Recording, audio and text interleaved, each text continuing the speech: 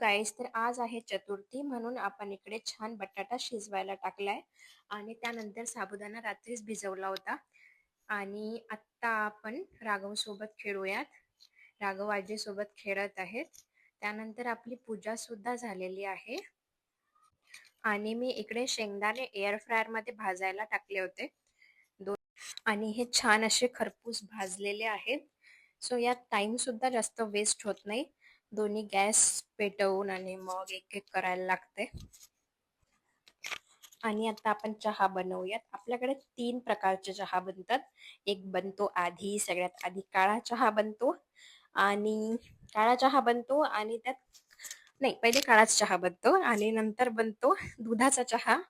पण त्यामध्ये आधी कमी साखरेवाला बनतो आणि नंतर बनतो थोडा जास्त, म्हणजे मीडियम साखरेवाला. सो असे 3 प्रकारचे चहा आमच्याकडे बनतात. सो आता आपण ही गट्टूला कॅन देऊयात पाणी आणण्यासाठी.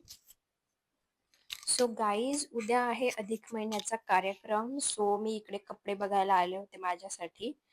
पण इकडे मला हवा तसा ड्रेस नव्हता मिळत. मला ना यावेळेस ऑरेंज कलरचा ड्रेस हवा होता आणि कॉटनचा हवा होता. सो इकडे नव्हता.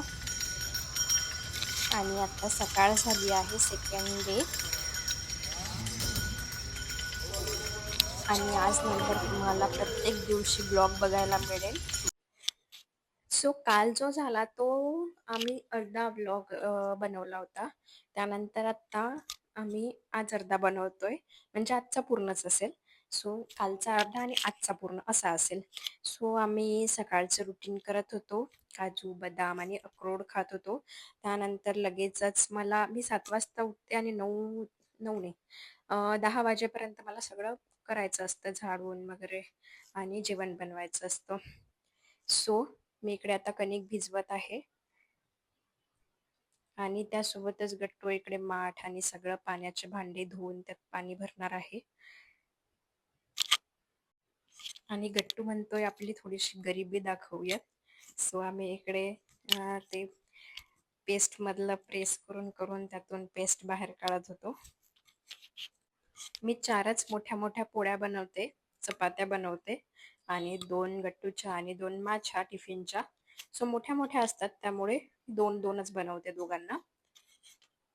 सो सोबतच आमचा चहा चालू असतो, खायचं सुरू असते, म्हणजे आमचा जास्त टाइम वेस्ट होत नाही. स्वयंपाक सुद्धा सुरू असतो आणि खाणं पिणं सुद्धा सुरू असते.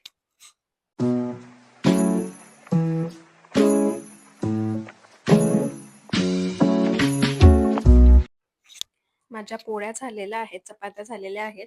आता आपण भाजीची तयारी करूयात. भाजीला काही नव्हतं म्हणून मी डाळच बनवली आणि गट्टूने मला कांदा टोमॅटो सगळं कापून दिलं. त्यानंतर देवपूजा करायला गेले तर ही भांडे खूपच खराब होती. सो मी पटकन आपली पितांबरी पावडर घेतली आणि आता हे भांडे छान हातात ग्लोव्ज घालून घासत आहे. कारण तसे घासले तर हात खरंच खूप खराब होतात. त्याच्यामुळे तुम्ही सुद्धा ग्लोव्ज घालूनच घासा. आणि आता आपण डाळ आहे त्याला फोडणी देऊयात. त्यानंतर आता मी देवपूजा करते. सो तुम्ही बघू शकता किती स्वच्छ हे भांडे निघालेले आहेत. सो आता पूजा करून घेऊयात.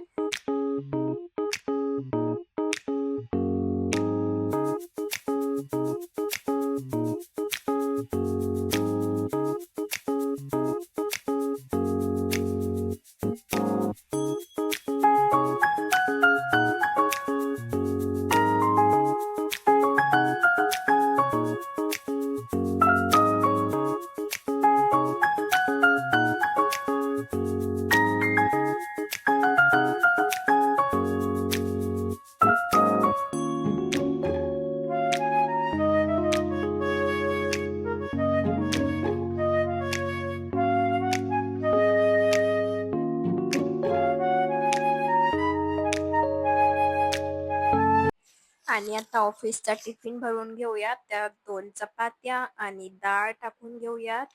आणि नंतर आपण देवाला नैवेद्य सुद्धा दाखवून घेऊयात. तुळशीला पाणी घालून घेतलं, छोटीशी रांगोळी काढून घेतली आणि आता माझी तयारी झाली आहे आणि मी निघत आहे. आता 10 वाजले आहेत. मला 10:15 ते 10:30 पर्यंत ऑफिसला पोहोचायचं असतं. त्यानंतर आता मी घरी आली. परत संध्याकाळी 7 वाजलेत. आता फेस वॉश वगैरे करून घेते, फ्रेश होऊन घेते आणि माझं जे मी रोज वाचते ते स्वामी समर्थांचं स्तोत्र वाचते. आणि त्यानंतर आता माझ्यात आली आहे मोठी एनर्जी, कारण आम्ही चाललोय आता शॉपिंग करायला. तर मस्त मस्त सुगंधी परफ्यूम आता आपण मारून घेऊयात. टट्याव, टण्याव.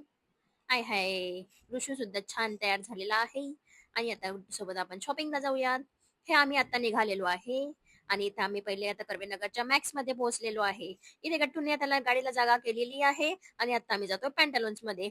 इथे छान छान आम्ही पर्स बघितल्या, कारण गट्टू मला अॅनिव्हर्सरीला पर्स देणार होता. सो आम्ही इकडे पर्स बघितल्या, पण मला जशी हवी होती तशी मला मिळाली नाही. मी यावेळेस व्हाईट कलरची पर्स शोधतीये. आणि आम्ही आता आलो आहोत दत्तगुरूंच्या मंदिरामध्ये. यानंतर आम्ही थेट घरी जाणार आहे. तुम्ही बघू शकता किती सुंदर अशी छोटीशी अशी मूर्ती आहे इकडे. आणि त्यानंतर आम्ही छान असं दर्शन घेतलं. आणि गाईज, तुम्हाला जर पुढचा आमचा अॅनिव्हर्सरीचा ब्लॉग जर बघायचा असेल तर प्लीज आताच फॉलो करून ठेवा, कारण आम्ही छान असं सेलिब्रेशन करणार आहोत एका तलावावरती जाऊन, पवना लेकला जाऊन. सो प्लीज आत्ताच सबस्क्राईब करून ठेवा, लाईक शेअर अँड सबस्क्राईब नक्की करा.